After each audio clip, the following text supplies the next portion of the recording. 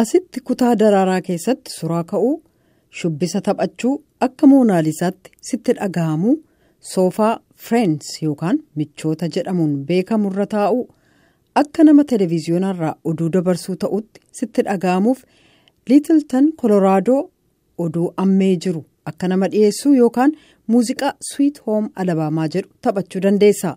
Muuziyeemii Salfii Adventure Room jedhamu kun viidiyoo feesbuukii, tiiktookii fi yuutuubii dabalatee miidiyaa hawaasaaf bakka itti of waraaban 12 ol qaba.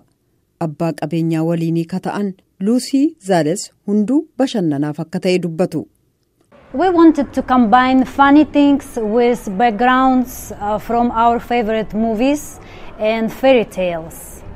Wantoota qoosaaf seenaa fiilmiiwwan jaallannu akkasumas oduu durii jaallannurraa walitti makuu barbaanne kan akka kutaa Friends yookaan hiriyoota jedhamuufa kutaa akkaataa warreen dhiyaatiin hojjetame qabna yaada kan Koloraadoorraa arganne jedhan. Bilbila ofiin fayyadamuu yookaan ogeessa suraa muuziyeemii qacartee suraa gosa adda addaa ka'uuf gargaarsa argachuu dandeessa. Daawwataan kun maatii isaanii waliin bakka kana dhufan. The awesome thing about this is you don't really need a professional photographer, but of course you can. It's a very flexible place. Wanti nama ajaa'ibu waa'ee kanaa dhuguma ogeessa suraas hin barbaachisu. Garuu beekamaadha ofiiyyuu ni dandeessa. Bakka baay'ee mijataa ta'edha. Innan baay'ee jaalladhu kutaa Friends jedhu. Sababiinsaas agarsiisa televiziyoonaa Friends jedhu kana yeroo baay'eef waan an argeef yaadannoo baay'ee natti fidaa jedhan. Suraa baay'ee kaafne bakka kana baay'ee jaallanne. Bakka kana wanti nuti jaallannu kutaa Cowboy jedhu kan akka gitaaraa akka kophee warra Cowboy jedhamanii uffachuuf waan akka isaan taatetti sitti dhaga'amaa jedhan. Faallaa muuziyeemii kanneen biroo asii waa hunda harkaan qaqqabuu dandeessa. Akkaataa elektirikiin itti hojjetu faa waa hedduu ilaaluun ni danda'ama.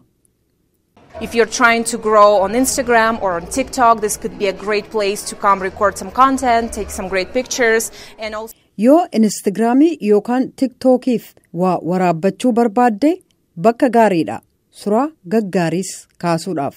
Durbiin koo baatii dhufu as dhufu. Kanaaf anis isaaniin fidee as dhufuutti baay'een gammadee jira jedhan. Abbootii qabeenyaa waliinii muuziyeemichaa Yuukireen irraa dhufan keessaa tokko Zaales akka jedhanitti yeroo waraanni achi jirutti daldala isaanii banuuf irratti qiyyaafachuun rakkisaa ture. Galii argatan keessaa 10% ijoollee haadhaaf abbaan irraa du'an kanneen Yuukireeniif arjoomuu dubbatu. We also have a lot of friends from Ukraine whose family is still there in this terrible time.